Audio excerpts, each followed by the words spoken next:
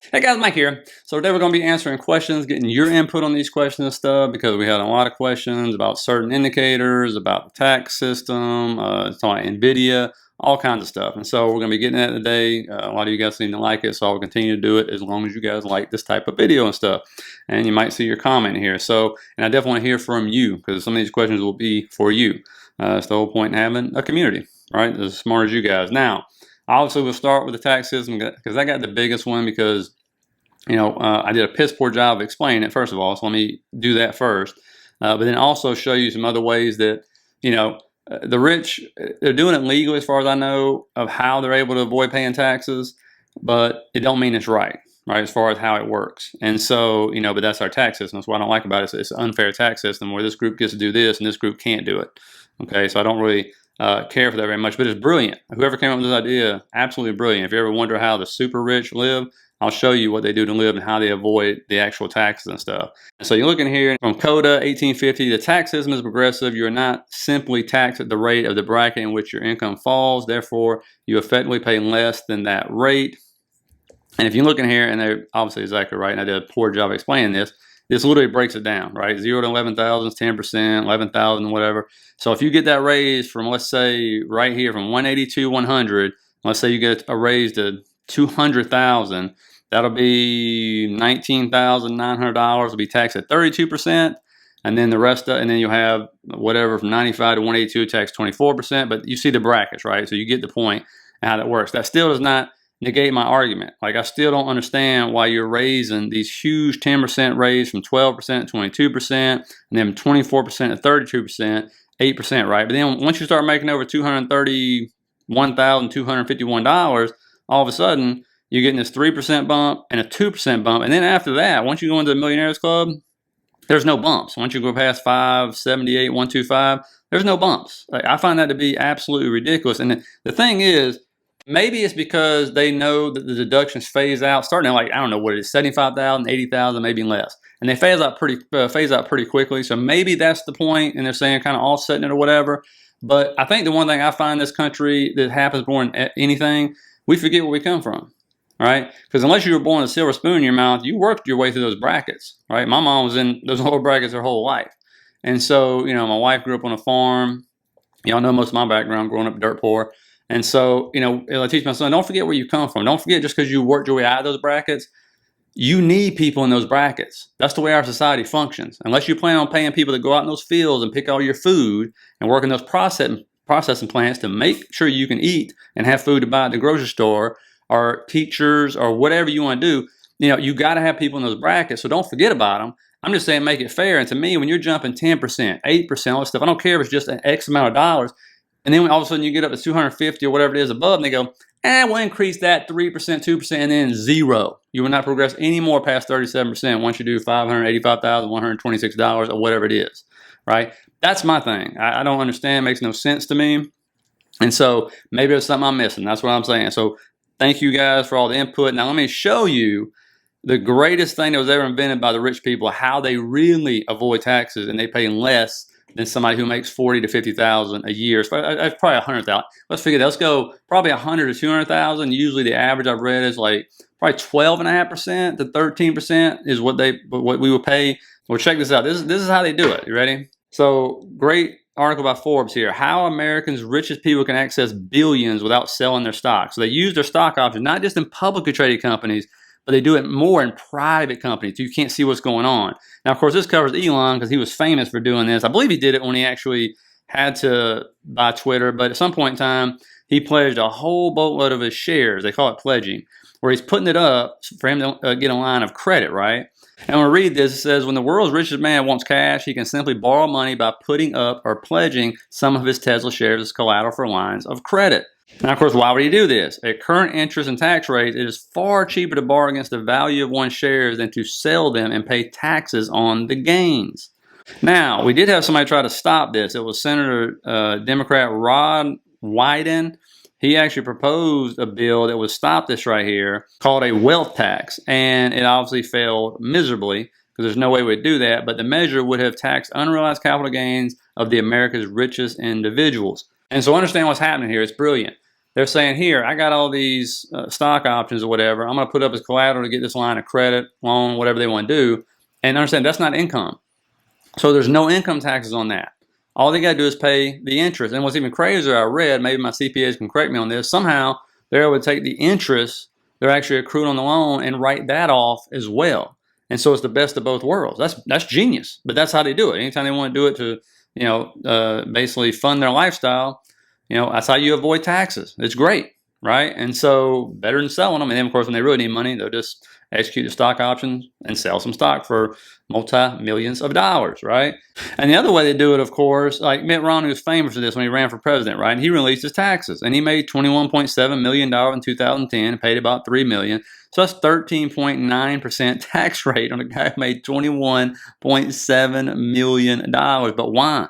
Because they get most of their income from dividends and capital gains. And what they really do, which is really brilliant, is they'll start their own charities. They'll put their wife or kids either in charge of it on the board. So they're actually getting paid by the charities, by the way.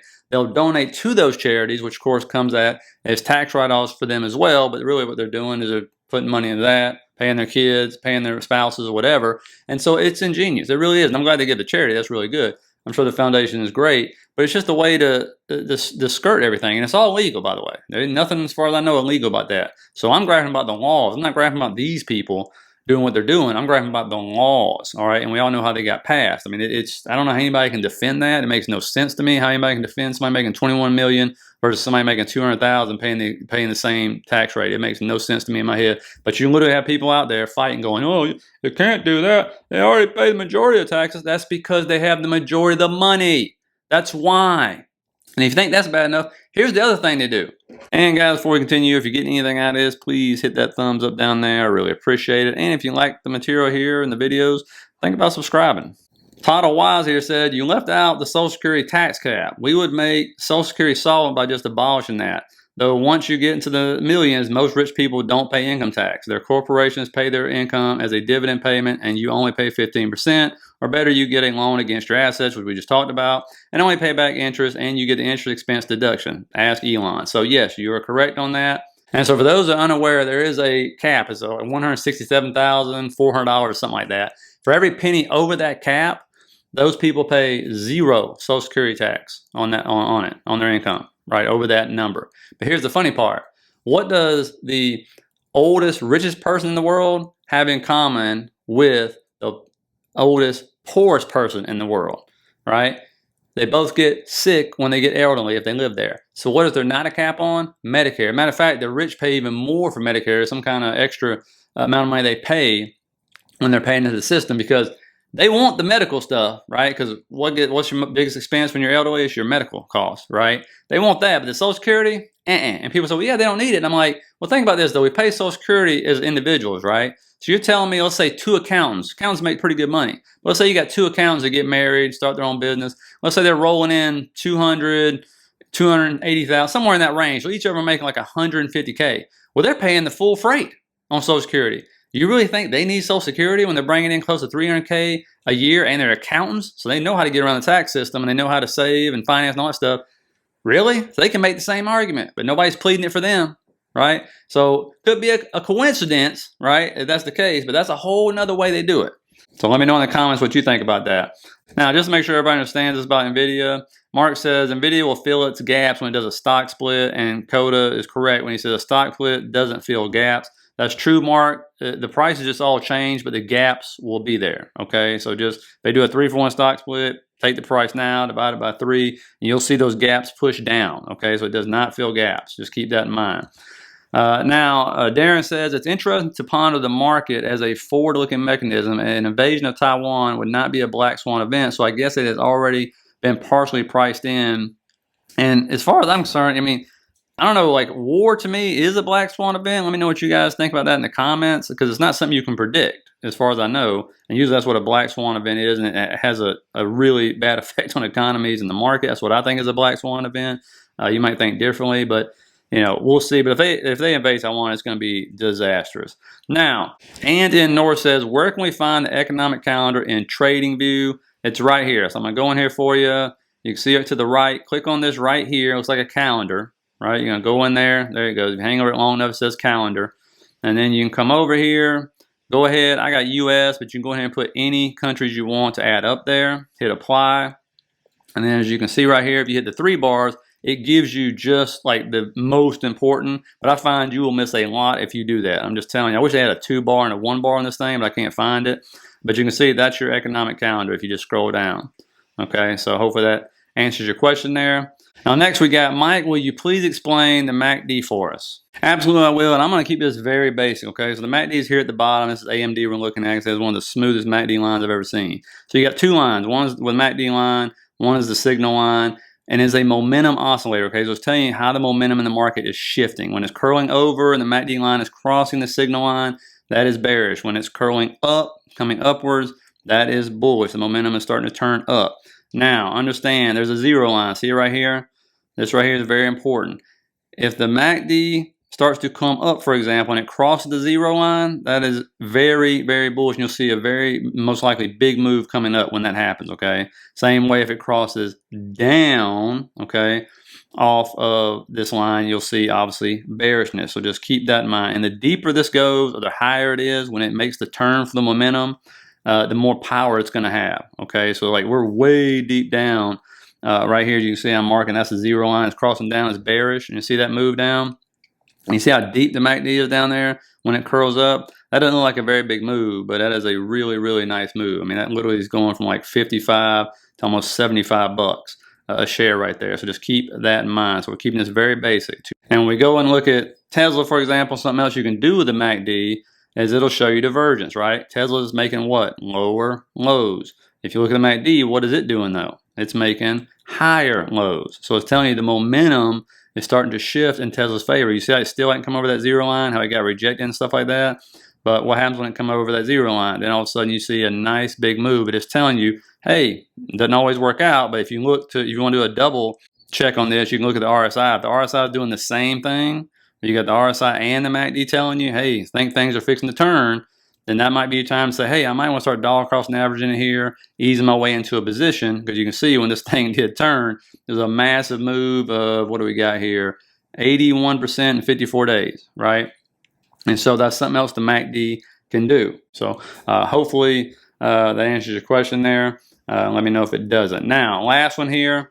You got Ted says, how about the rumored plunge protection program at the Fed? If we were to factor out the Magnificent Seven, we were basically in a depression. Am I wrong? I would say no, because I don't think these 7 stocks, as far as the stock market, they're holding up the stock market. But as far as the economy, I mean, thinking about, I don't think these stocks are holding up the economy. They're holding up the stock market. Because remember, the majority of the economy is companies with 500 or less employees. A lot of these, most of them aren't even traded on any kind of exchange or anything. These are just the companies that get all the headlines. But if you look at all the layoffs they've done tons of layoffs. They are holding up the stock market. A depression isn't the stock market. Depression is talking about the economy. All right. And so, no, as far as I'm concerned, we wouldn't be. I hope, obviously let's get other people's thoughts on that. But no, there's a difference between the economy and the stock market, right? And I did a video yesterday talking about how Tom Lee was saying how his clients are still upset at him, even though he's had a killer, like almost 12 months here with his calls, because they believe, because they're mistaking the economy for the stock market. So, anyway, I hope that helps, whatever. And again, I enjoy doing these videos, so I want to hear from you guys on all that stuff, because I enjoy it and I learn from you guys. And that's the whole point of the channel. So please hit the like and subscribe button if you get anything out of it. I will not be doing a video tomorrow because I'll be on holiday. And remember, Monday the market is closed. So that's when I'll put out the weekly video to set us up for the week, okay?